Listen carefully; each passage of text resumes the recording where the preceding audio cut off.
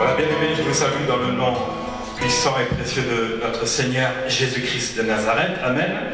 Aujourd'hui, c'est le cours 37, la suite. Et on est toujours dans le thème de l'Église, de la définition, à savoir qu'est-ce que c'est que l'Église. Alors, on a vu déjà rapidement, c'était quoi l'Église en premier? L'Église, c'était quoi?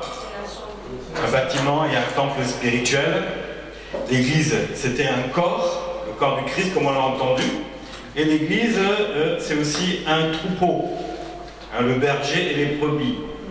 D'ailleurs, Jésus est le bon berger. Le berger représente dans le ministère le corps pastoral, donc le pasteur. Donc là, aujourd'hui, on va voir la suite de la définition des différents aspects de l'Église de Jésus. Hein, donc la deuxième maison. Pour l'instant, on ne rentre pas dans la première maison, mais on va vraiment l'amener, c'est l'Église dans la puissance du Saint-Esprit. Donc c'est la deuxième maison. On abordera un peu la première, mais on ne va pas s'y attarder longtemps. Ce qui importe, c'est qu'on puisse mettre en pratique les enseignements. Et dans l'Ancien Testament, c'est passé. La révélation et la nouvelle Église qu'il y a, c'est dans le Nouveau Testament. C'est celle-là où on va rentrer dedans pour pouvoir pratiquer aussi nous-mêmes. Et que toi, tu sois fort afin que l'Église ensemble soit forte. Alors, le quatrième point, on avait vu dans le premier point que l'Église, c'était un bâtiment, donc physique, et aussi un temple spirituel. Donc là, on va voir le côté spirituel de l'Église. L'Église, c'est une maison spirituelle. Alors, est-ce que c'est ce bâtiment? Une maison spirituelle. Est-ce que cette maison est spirituelle? Non, les pierres ne sont pas spirituelles. Le micro, tout, rien n'est spirituel ici. Mais qu'est-ce qui fait que l'endroit devient spirituel? C'est parce que nous assemblons ensemble. Donc l'Église spirituelle, c'est toi d'abord. C'est pour ça que Jésus a dit à Pierre, sur ce roc, je bâtirai mon Église. Tant que tu n'as pas la révélation, Dieu ne peut pas bâtir son Église dans ta vie. Il faut la révélation de Jésus pour que le Saint-Esprit rentre et tu deviens le temple spirituel. Tu es le temple du Saint-Esprit. Alors, Jésus-Christ, il est le fondement et il est le roc. Amen. Et nous sommes des pierres vivantes. L'ensemble des pierres vivantes va représenter l'Église et qu'on appelle aussi donc la maison spirituelle. Chacun d'entre vous étant une maison spirituelle, vous vous assemblez pour représenter un corps complet. Donc il a donné les 5 ministères, il a donné les dons, et ça représente l'ensemble de l'Église. Donc chaque personne qui a une vie spirituelle doit démontrer sa vie spirituelle. Tu dois manifester ta vie spirituelle. Si tu ne manifestes pas ta vie spirituelle, c'est que tu es encore au lait. Tu n'es pas encore dans la nourriture solide. Vous voyez? C'est que voilà, on arrive, on grandit. Mais à un moment, il faut porter des fruits. Il faut que ta vie spirituelle, ça se voit. Que si tu n'étais pas à l'église le dimanche, ton absence là fait qu'on ne s'en rend même pas compte. Là, il y a un problème. Ou si on voit que ton absence, ah, la sœur ou le frère n'est pas là, ça veut dire que cette personne a une vie spirituelle. Sa présence est remarquée. Son absence est remarquée. Mais il ne faut pas qu'on soit comme transparent. Tu es là ou pas, c'est comme si on ne te voyait pas. La vie spirituelle, c'est pas ça. La vie spirituelle, c'est la vie de Jésus en action. Spirituellement, c'est ça. Alors, on va voir cela. Éphésiens 2, versets 19 à 22. Ainsi donc, vous n'êtes plus des étrangers ni des gens du dehors, mais vous êtes des concitoyens, des saints de la maison de Dieu. Des gens de la maison de Dieu. Vous avez été édifiés sur le fondement des apôtres et des prophètes, Jésus-Christ étant lui-même la pierre angulaire, et En lui, tout l'édifice bien coordonné s'élève pour être un temple saint dans le Seigneur. En lui, vous êtes aussi édifiés pour être une habitation de Dieu en esprit. Vous voyez les deux aspects. La maison spirituelle, elle a deux aspects. Elle est quand on est ensemble, nous formons une maison spirituelle avec tout ce que le Seigneur a pu donner aux uns et aux autres, n'est-ce pas? Tout le monde n'est pas dans le ministère, mais tout le monde reçoit un ou des dons. Et c'est pour faire quoi? Don de guérison qui est donné à l'un, don d'aide qui est donné à l'autre, etc., etc. C'est pour faire quoi? C'est pour mettre au service au sein du temple. Ici, c'est un temple. On dit l'église, mais au sein de l'église, au sein du temple. Et l'endroit devient spirituel parce que tu es là, vous êtes tous ensemble, et il y a une atmosphère spirituelle. C'est là, l'endroit devient spirituel parce que vous dégagez quelque chose. Il y a quelque chose de vous qui sort dans ce lieu, et le lieu devient spirituel. Et quand tu t'en vas, le lieu n'est plus spirituel. Donc il y a deux formes de lieux spirituels. Quand nous sommes assemblés, Jésus a dit que là où 2, 3 sont assemblés en mon nom, je suis où? Au milieu. Et si Jésus est au milieu, est-ce que l'endroit n'est pas spirituel? Il est spirituel. Donc là où nous sommes assemblés, que ce soit un enseignement des prières ou un culte d'adoration, quelle que soit la réunion, Jésus est au milieu. Donc regarde cet endroit comme un lieu saint et spirituel. Ça c'est la première chose. Parce qu'il a dit, il s'élève, vous vous élevez pour être un temple saint dans le Seigneur. C'est ici. Et ensuite il dit, et vous êtes aussi édifiés pour être une habitation. Une habitation de qui? De Dieu en esprit. Donc dans le Saint-Esprit, l'Esprit avec un grand E. C'est que quand tu reçois Jésus, le Saint-Esprit qui est à côté de toi, il rentre en toi. Et le Saint-Esprit, il est à côté de tout être vivant. Même ceux qui sont en prison, qui n'ont pas reçu Jésus, le Saint-Esprit est à côté. Pourquoi? Parce qu'il est celui qui, la Bible dit qu'il est omniprésent. Le vide, c'est le Saint-Esprit. Tout ce que tu ne vois pas, tout ton environnement, c'est le Saint-Esprit. Entre les deux sœurs, il y a un vide. Il y a la présence du Saint-Esprit. Mais avec vos yeux physiques, vous ne voyez pas. Mais si vous rentrez dans le monde spirituel, vous allez voir que la présence de Dieu va vous remplir, va vous environner. C'est ça. Ensemble, vous formez un édifice où Jésus est au milieu. Amen. Donc quand tu es là, il faut savoir une chose, c'est que le Saint-Esprit est là. Bon, la Bible dit Jésus est au milieu, mais Jésus a dit quoi? La Bible dit quoi? Que Jésus est parti s'asseoir. Il est parti au paradis, où il règne. Mais il a dit, je vous enverrai Jésus, ma photocopie. Non? Il a dit quoi alors? Il a dit, je vous enverrai le consolateur, l'Esprit Saint, le Saint-Esprit. Amen. C'est lui qui est là. Et ça représente l'Esprit du Seigneur. D'ailleurs, un des termes, et on verra, le Saint-Esprit, on l'appelle aussi l'Esprit du Seigneur. Et qui est Seigneur? Jésus. Donc le Saint-Esprit, c'est l'Esprit de Jésus aussi. Hein, la Bible dit qu'en lui habite corporellement toute la plénitude. Donc Père, Fils, Saint-Esprit, c'est Jésus lui-même. Le Saint-Esprit, c'est pareil. Donc l'Église est un temple, est une maison spirituelle, ensemble. Mais elle devient d'abord un temple, parce que tu es le temple du Saint-Esprit. S'il n'y a aucun temple du Saint-Esprit, est-ce que cet endroit sera un lieu spirituel? Ben non. Pourquoi? Parce que c'est toi, c'est toi, c'est toi, c'est toi, c'est vous tous qui faites que quand vous vous réunissez, le lieu devient un lieu spirituel. Donc la sainteté du Seigneur se manifeste. Même s'il y a un problème dans la sanctification, on a du mal, mais dans ce lieu, tu ne pourras pas pécher. Tu n'arriveras pas. Et pourtant, en pensée, il y en a qui le font.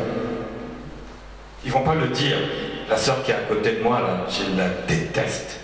Je ne l'aime pas. Je m'assois, mais la Bible dit, Jésus disait, rien que de penser, tu as déjà commis un péché. Donc, bien-aimé, enlève tout ça. Où tu es assis là, tu dis, oh là là, vivement que ça finisse, j'ai mon poulet au four. Dans une demi-heure, là, il sera cuit.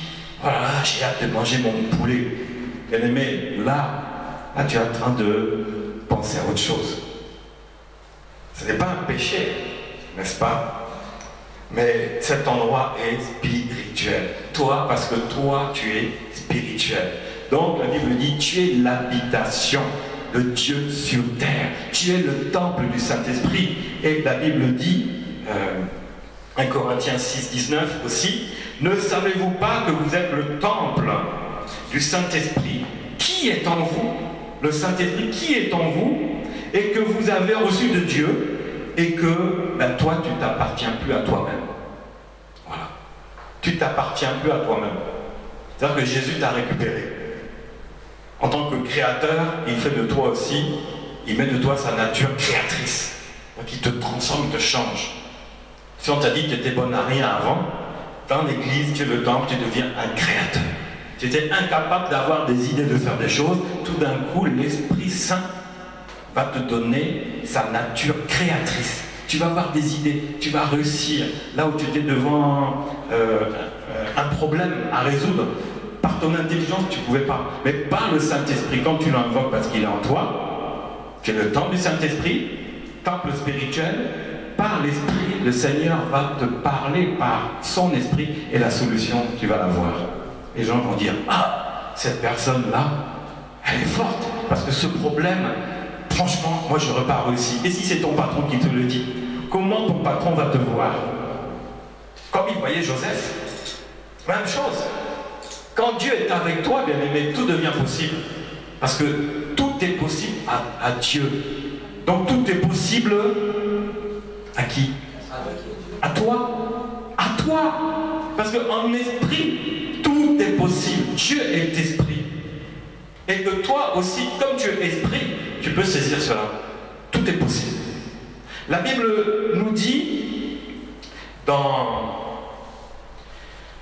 Apocalypse, au chapitre 1, au verset 4, Jean, aux 7 églises qui sont en Asie, que la grâce, la paix nous soit donnée de la part de celui qui est, qui était et qui vient, de la part des 7 esprits qui sont devant son trône.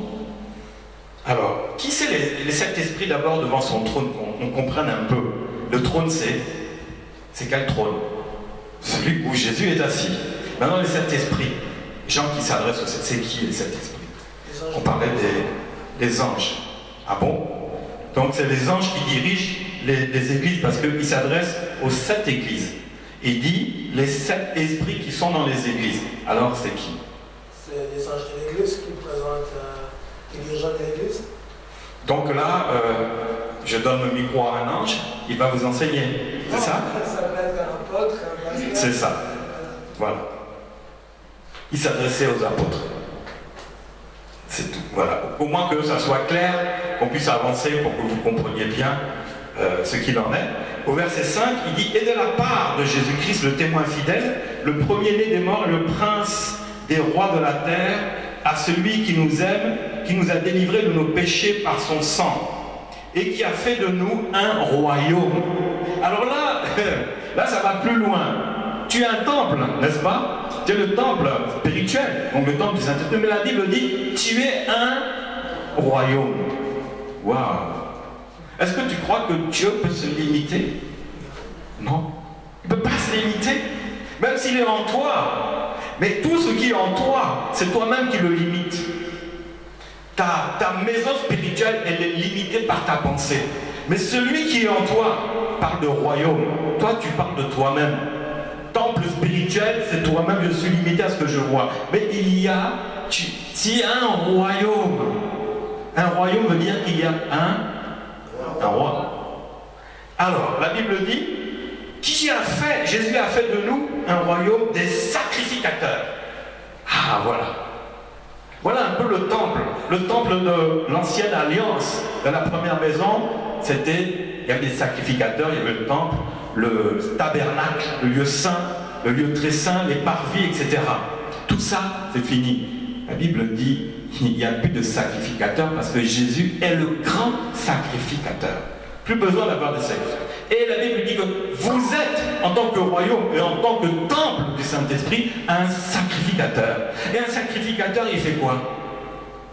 C'est écrit, c'est dans le nom. Il fait des sacrifices. Mais en tant que temple du Saint-Esprit, on doit faire quoi? Des sacrifices. Sacrifices de quoi? De moutons, de poulets, de cochons. Non, hein? De quoi?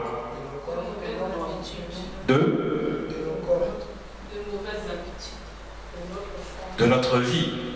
C'est ça. C'est notre vie. Notre vie. Ce n'est plus toi qui vis, mais c'est Christ qui vit dans ma sœur. Non, en toi. Tu portes le royaume des cieux. Le royaume des cieux est en toi. Il faut réaliser cela. C'est fondamental. En tant que maison spirituelle, où que tu sois, tu seras toujours une maison spirituelle.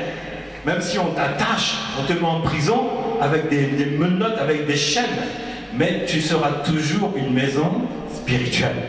Partout où tu es. Parce que Jésus a dit mais qu'il faut prier en tout lieu et en tout temps. Donc ici ça va, tout va bien, on peut prier quand tout va bien. Mais c'est quand tout va mal. La prison, c'est des fois nous-mêmes aussi que nous mettons en prison avec nos problèmes. Et est-ce qu'on oublie qu'on est le temple du Saint-Esprit parce qu'un problème vient? Mais s'il y a un royaume, c'est qu'il y a un roi. Quel est le problème que le roi ne peut pas traiter? Dans ta propre vie, quel est le problème que Dieu ne peut pas traiter? Il faut que tu réalises. Tu as trop entendu dire, je suis le temple du Saint-Esprit, etc. et point barre même. Et ça s'arrête là. Mais non, il n'y a pas que ça. Tu es un sacrificateur. Un royaume de sacrificateurs pour Dieu.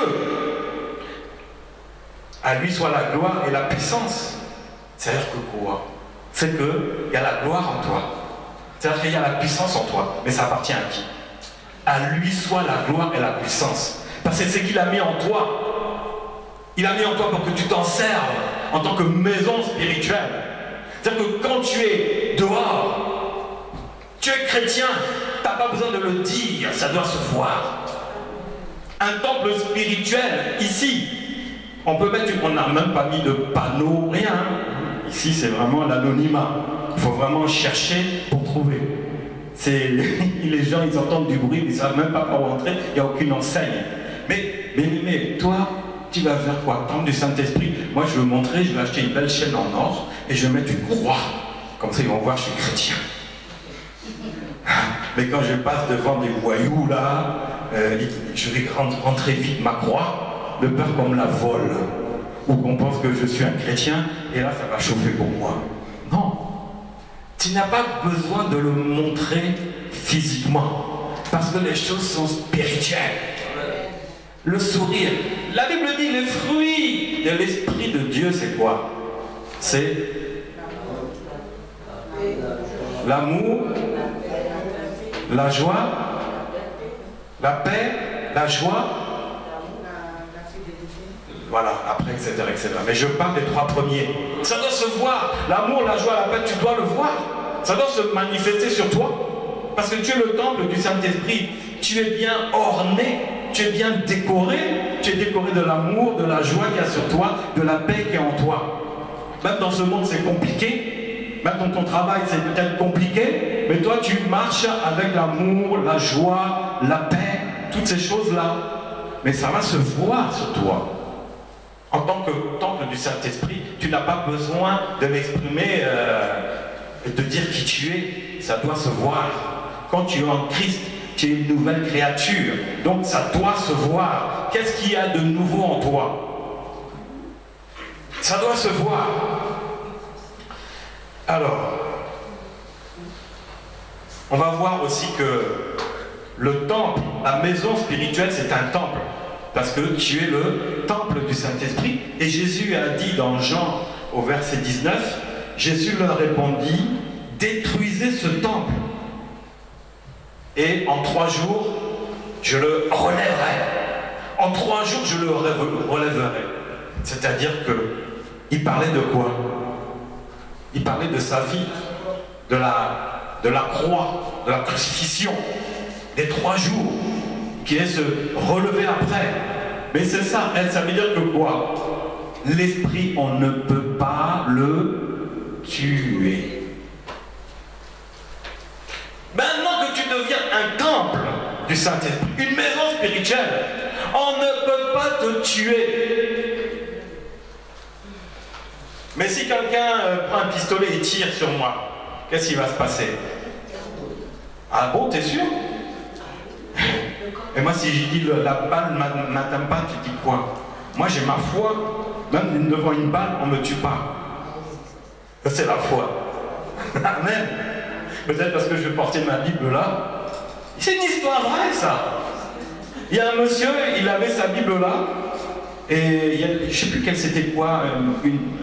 On avait tiré dessus. Et la balle il avait sa veste, et dans la veste il a mis sa Bible, hein, bon, elles sont épaisses, les Bibles de poche, elle était là. Il a reçu une balle, quelqu'un lui a tiré dessus, et la balle est partie se loger dans la Bible. Il n'est pas mort. Bien aimé, c'est bon de porter la parole de Dieu sur soi. Hein. Ah, tu sais pas. Ou bien quelqu'un veut te mettre un coup de poing, un coup de poignard, il veut te taper au cœur. Mais ce qui protège ton cœur, c'est la Bible elle-même, physique. Physique. Mais même spirituellement. Mais je peux aussi recevoir la balle. C'est pas automatique. Ça restera un mystère, c'est la foi. La foi, c'est un mystère. Amen. Donc, est-ce que c'est le corps qu'on peut détruire? Bien sûr, mais l'esprit, tu peux pas. Tu peux pas. L'histoire de Job, on va pas trop en parler, mais ça parle de ça. Ne touche pas à sa vie, tu peux toucher à son corps, mais ne va pas toucher à sa vie. C'est-à-dire que le corps peut ramasser des coups, c'est possible. Mais Jésus a dit, détruisez, essayez de me détruire, je vais me relever en 3 jours. Amen. Et ce qu'on a vu tout à l'heure, il est le premier-né des morts. C'est le premier-né. Alors, la Bible dit aussi, dans 1 Pierre 2, versets 4 et 5, « Approchez-vous de lui, pierre vivante, rejetée par les hommes, mais choisie et précieuse devant Dieu. Et vous-même, comme des pierres vivantes, édifiez-vous pour former une maison spirituelle. » Alors, édifiez-vous, il s'adresse à qui? À vous. Édifiez-vous. C'est ensemble. Quand vous êtes dans la prière, le temps de prière, c'est un temps qui est spirituel. Ne venez pas le passer comme une habitude parce que c'est un programme. Bon, ça commence à 20h30, ça finit à 21h30. Et puis ici, ils aiment trop déborder, c'est jusqu'à 22h. Hein? Non. Non. Là, vous êtes en train de vous édifier pour former une maison spirituelle. Si 2 s'accordent à demander quelque chose au nom de Jésus, ce sera accordé. La Bible dit que 1 chasse 1000, mais 2 chassent 10 000. C'est-à-dire que vous vous édifiez ensemble pour former une maison spirituelle, c'est-à-dire le royaume. C'est-à-dire que quand vous êtes ensemble, le royaume de Dieu est là. Et le roi des rois est là. Le Seigneur des seigneurs est là. Alors, qu'est-ce qui va se passer? La Bible dit un saint sacerdoce afin d'offrir des victimes spirituelles. Alors c'est quoi les victimes spirituelles? On va en attraper un dehors, on va l'amener ici, on va le découper. C'est une victime spirituelle. Alors ça s'appelle une secte. On tue les gens. Non.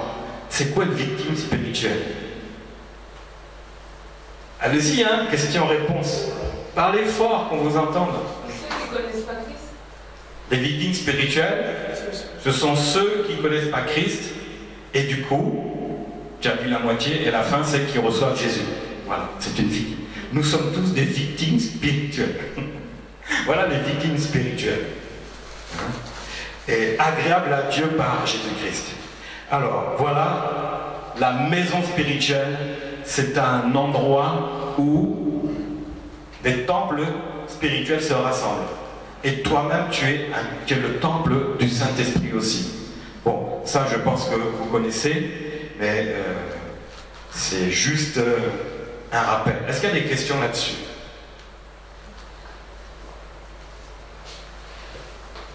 Il n'y a pas de questions? Donc, quand tu viens ici, tes pensées doivent être comment?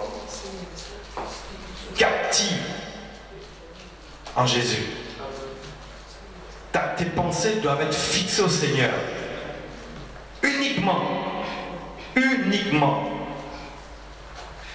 Et maintenant, supposons qu'une personne différente, disons un sans-abri, a vu de la lumière, que c'est l'église, il rentre.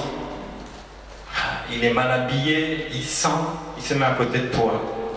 Qu'est-ce que tu vas faire? Qu'est-ce que tu vas penser? Tu penses à quoi? Il pue. Oh là là, j'arrive pas à me concentrer, il sent mauvais. Ou bien tu vas penser à quoi? Je viens de le dire, Sœur Laure a expliqué.